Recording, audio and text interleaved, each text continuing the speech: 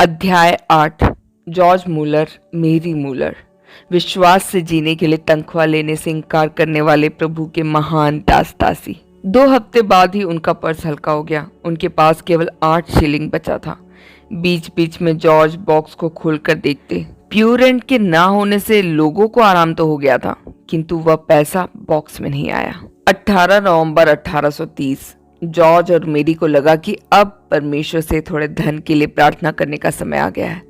दोनों ने अपने घुटने मोड़े। लगभग 4 घंटे बीतने पर बिशप स्टिक्टन में रहने वाली एक बहन उनसे मिलने आई। बातचीत के मध्य उन्होंने जॉर्ज से पूछा, आपको किस बात के लिए धन की आवश्यकता है?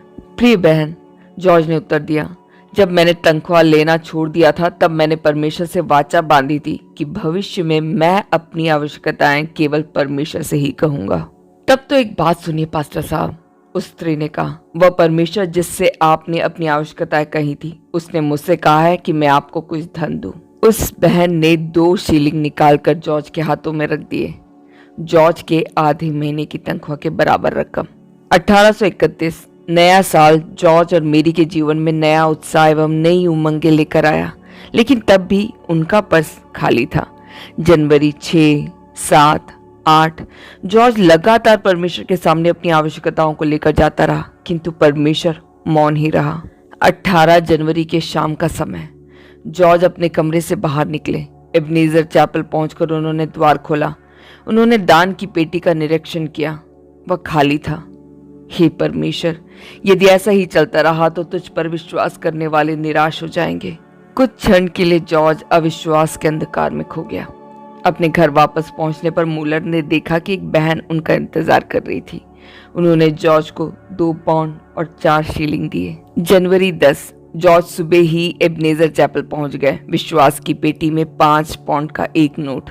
जॉर्ज को बड़ा आनंद हुआ। तुरंत ही किसी ने उनके मन में कहा, अब यह एक आदत बन गई है। एबनेजर चैपल की पेटी खोलना एक आदत सी बन गई है। यह मेरा भरोसा अब किस पर होता जा रहा है? पहले मनुष्यों पर और अब इस निर्जीव पेटी में। जॉर्ज के कदम बड़ी तेजी से डीकन के घर की तरफ बढ़ने लगे। दूर से ही उन्हें बुजुर्ग डीकन तोसबरी की लाल टोपी दिखाई दे गई। जॉर्ज उनके पास पहुंचे। वे अपनी मछली पकड़ने के जाल को सुधार रहे थे। जॉर्ज को देखकर उनकी आंखों में आश्चर्य के भाव भर आए। क्या हुआ पास्टर साहब, आपने भी मछली पकड़ना शुरू कर दिया? अरे नहीं, मैं तो आपसे मिलने आया हूँ। क्या हुआ, कुछ विशेष बात? मैं दान पेटी के विषय में कहने के लिए आया हूँ। डीकन ने अपने जालों को एक तरफ रख दिया। वे ध्यान से मूलर की तरफ देखने लगे। कोई बात नहीं पास्टर मूलर, उस बॉक्स को हम कभी भी हटा सकते हैं। साल में 55 पाउंड, उससे कुछ बढ़ा भी सकते हैं। इन दिनों मैं ध्यान दे रहा था, मेरी बहुत कमजोर हो गई है और आप भी कुछ कमजोर लग रहे हैं। क्या पता घर में चूल्हा जल भी रहा है या नहीं। हम परमेश्वर पर विश्वास करके एक साहसिक जीवन प्रारंभ कर चुके हैं। इससे पहले हमने परमेश्वर के अद्भुत मार्गों को नहीं पहचाना था। जॉर्ज एक सांस में कह डाला, मेरी के कारण ही आप यह साहसी कारनामे कर पा रहे हैं। जॉर्ज सोचने लगे, क्या कहकर इस व्यक्ति को विश्वास जीवन की महत्व समझाऊं। उसने यहाँ तक सोचा कि यदि वह डीकन से नहीं मिलते तो कितना अच्छा होता। परमेश्वर रोज हमारे जीवन में अपनी विश्वस्तता प्रकट कर रहा है। वह आज भी कार्य करता है। लेकिन डीकन, आप तो जानते ही हैं, मैं जीवन भर किसी से अपनी आवश्यकताएं नहीं कहूंगा। मैंने अपने परमेश्वर से यह प्रतिज्ञा की है। लेकिन कोई बात नहीं पास्टर मूलर, यदि छोटी मोटी आवश्यकता हो तो घर में देखता हूँ। डीकन अपनी जगह से उठने लगे। डीकन, जॉर्ज ने जोर देकर पुकारा, मैं धन मांगने नहीं आया हूँ, मैं कुछ और कहने आया हूँ। अब से मैं जाकर उस पेटी में से धन नहीं निकालूंगा। सप्ताह में एक बार आप उसमें से धन निकाल कर दे सकते हैं। मेरा आश्रय मनुष्यों में या उस निर्जीव पेटी में नहीं है। बहुत देर तक डीकन तोसबरी अपना सिर झुकाए बैठे रहे। अंततः उन्होंने जॉर्ज की तरफ देखा। ठीक है, सप्ताह में एक बार मैं उस पेटी में जो कुछ भी होगा उसे निकाल कर आपको सौंप दूंगा। 1831 जनवरी 24 आधी रात बीत चुकी थी। मेरी गहरी नींद में सो रही थी। उसे देखकर जॉर्ज सोचने लगे, क्या मेरा विश्वास मेरी प्रिय पत्नी को भूखा रखेगा? केवल परमेश्वर पर भरोसा रखने का मेरा निर्णय कहीं बचपना और गैर जिम्मेदारी से भरा हुआ तो नहीं है। जॉर्ज मेरी के पास पहुंचकर उसे जगाने लगा। मेरी उठो। मेरी घबरा कर उठ बैठी। क्या हुआ जॉर्ज? मेरी उठो। जॉर्ज ने उसकी बातों को अनसुनी करते हुए कहा। मेरी धीरे से उठकर बैठ गई। उसे कुछ समझ में नहीं आया। मेरी उठो, प्रार्थना करते हैं। मेरी की नींद गायब हो गई। उसने उठकर अपने बालों को संभालते हुए पूछा, क्या हुआ जॉर्ज? कोई समस्या आ गई? नहीं, कोई समस्या नहीं है। दोनों पलंग के समीप ही घुटनों के बल बैठ गए। क्या परमेश्वर की प्रतिज्ञाओं में तुम्हें कुछ संदेह है? जॉर्ज का यह पूछना जायज है। 2 हफ्ते बीत गए जबकि जॉर्ज ने यह निश्चय किया था कि अब वह स्वयं एबनेजर चैपल की पेटी को नहीं खोलेंगे। इस समय जॉर्ज के पास 1 शीलिंग भी नहीं है। पहले का समय होता तो बीच बीच में जाकर उस बॉक्स में देख आते, किंतु अब डीकन का इंतजार करने के अलावा कोई चारा नहीं है। पिछले सप्ताह भी तोसबरी डीकन को उन्होंने पेटी खोलते देखा था, किंतु अभी तक उन्होंने वह धन नहीं सौंपा है। अब तो जेब भी खाली है। मेरे साथ प्रार्थना करो। जॉर्ज ने मेरी के हाथों को अपने हाथों में लिया और उससे कुछ कहा। फिर वे धीमी आवाज में प्रार्थना करने लगे।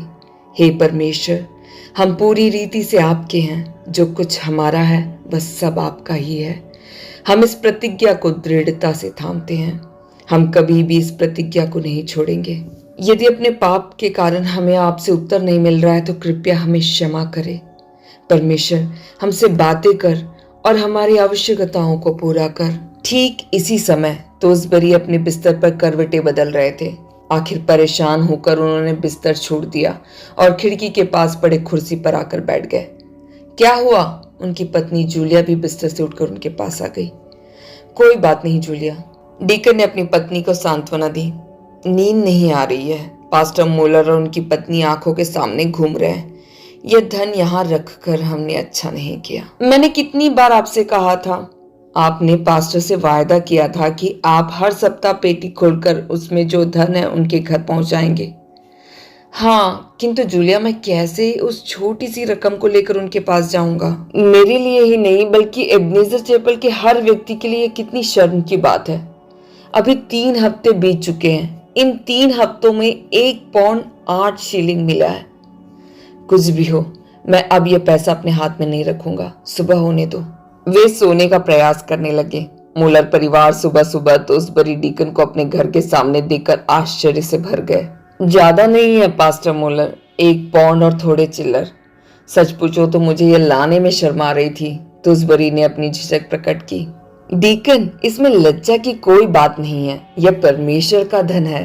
प्रार्थना का उत्तर स्वीकार करते हुए मूलर का हृदय गीत गाने लगा। पास्टर मूलर, यह तो बहुत अच्छा सबक है।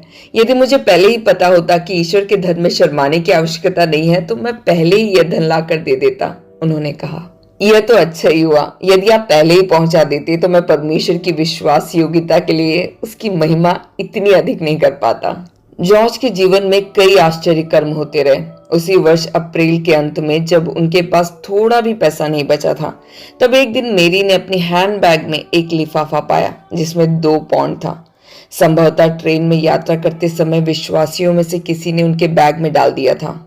जुलाई महीने में जॉर्ज के घर में एक मिशनरी मेहमान थे। अतिथि संस्कार के लिए उनके पास पैसे नहीं थे, लेकिन एक अज्ञात व्यक्ति ने कुछ भोजन सामग्री किसी के हाथों में उनके पास पहुंचा दिया। नवंबर की एक शाम घर में खाने की वस्तुएं सब खत्म हो चुकी थी। उन्होंने दरवाजे पर किसी के खटखटाने की आवाज सुनी। एक अपरिचित स्त्री एक टोकरी भरकर गर्मा गर्म पाव रोटी लिए खड़ी थी। बाद में जॉर्ज को पता चला कि किसी ने उसे भ्रम में डाल दिया था कि मूलर परिवार भूखा है। कई बार इस प्रकार की झूठी खबरें भी मूलर के जीवन में परमेश्वर की विश्वास योग्यता को अनुभव कराने का कारण बनी। 1931 के दिसंबर माह में जॉर्ज ने उस वर्ष मिले धन का हिसाब लगाया। 131 पौंड, उनकी तनख्वाह से 2.5 गुना अधिक। 1832 फरवरी 18 शनिवार। उनके पेट में शायद कुछ आघात लगा था। जॉर्ज को उस दिन खून की उल्टियां हुई। एबनेजर चैपल के एक डीकन ने उनके पास संदेश भेजा। कल की आराधना के लिए क्या करें? एबनेजर के चारों डीकन हर रविवार की सुबह 4 पड़ोसी गांवों में आराधना लेने जाते थे। वे यह पूछना चाह रहे थे कि क्या मूलर की बीमारी के कारण वे अपना कार्यक्रम रद्द कर यहीं रुक जाएं? मूलर ने दूत से कहा कि 1 घंटे के अंदर वे उत्तर देंगे। प्रार्थना के दौरान परमेश्वर ने उन्हें पूर्ण चंगाई का आश्वासन दिया। मुलर ने उनसे कहा कि वे हमेशा की तरह ग्रामीण कलीसियाओं में चले जाएं। वे खुद एबनेजर चैपल की आराधना का संचालन कर लेंगे। उनके डॉक्टर मित्र ने उनको विशेष सलाह दी थी कि वे पूरी रीति से आराम करें और प्रचार ना करें, किंतु जॉर्ज ने उनकी बात नहीं मानी। अपने घर से चैपल तक पहुंचते पहुंचते जॉर्ज को थकावट महसूस होने लगी, किंतु प्रचार के लिए जब वे खड़े हुए तब उन्हें एक विशेष सामर्थ्य प्राप्त हुई। उनकी आवाज दृढ़ और साधारण थी। दोपहर के बाद भी चैपल में सभा थी। डॉक्टर ने उनको स्मरण दिलाया कि वे आराम करें और प्रचार ना करें, किंतु उनकी बात को अनसुनी करके दोपहर की सभा में भी जॉर्ज ने सामर्थ्य के साथ प्रचार किया। शाम को भी एक सभा थी। डॉक्टर और अन्य मित्रों ने जॉर्ज से विनती की कि वह प्रचार ना करे, किंतु उन्हें आश्चर्य में डालते हुए जॉर्ज शाम की सभा में प्रचार करने के लिए खड़े हुए। रात्रि विश्राम के पश्चात अगले दिन से उनका दैनिक कार्य पूर्ववत जारी रहा। बुधवार की सुबह एक सभा में भाग लेने के बाद 6 मील पैदल चलते हुए न्यूबोर्ड पहुंचे। वहां से वे दूसरे शहर जाने के लिए गाड़ी पर सवार हुए, वह भी खून की उल्टी करने के कुछ ही दिनों के भीतर। 1832 का अप्रैल माह, एक शनिवार की शाम को मेरी छोटे बच्चे के कपड़े सिल रही थी और जॉर्ज बच्चे के लिए झूले का निर्माण में व्यस्त थे। जॉर्ज, अभी रहने दो, यह सब बाद में कर लेना, वैसे भी बहुत महीने बाद ही इनका उपयोग होगा। तो तुम ये कपड़े सिलना भी बंद करो, उसका उपयोग भी बहुत महीनों बाद ही होगा, जॉर्ज ने जवाब दिया। मेरे कहने का तात्पर्य यह नहीं है, कल आपको संदेश देना है, जाकर बाइबल पढ़िए। मेरी ने अपने पति को उत्साहित करना चाहा। कल संदेश नहीं होगा, जॉर्ज ने कहा। संदेश नहीं होगा? फिर कैसी आराधना? मेरी को आश्चर्य हुआ। हाँ, संदेश नहीं होगा। कल मैं टेनमाउथ के विश्वासियों से कुछ बातें करने जा रहा हूँ। अच्छा, वैसे भी आपका प्रचार बातचीत जैसा ही होता है। फिर कल कौन सी नई बात होगी? कल मैं केवल एक पद पढ़ने के बाद सीधे बातें करूंगा। मैं मत्ती 28 का 19 और 20 पढ़ूंगा। इसलिए तुम जाकर सब जातियों को। आप क्या कहना चाह रहे हैं जॉर्ज? जॉर्ज ने झूला बनाने का उपकरण नीचे रख दिया। फिर वह मेरी के पास पहुंचे। मेरी, मैं टेनमाउथ के अपनी प्रिय भेड़ों से कहूंगा कि मेरी यहाँ की सेवा समाप्त हो गई है। मेरी, तुम्हें मेरी शर्त याद है? मुझे जब जाना होगा, जब परमेश्वर मुझसे कहेगा तब मैं चला जाऊंगा।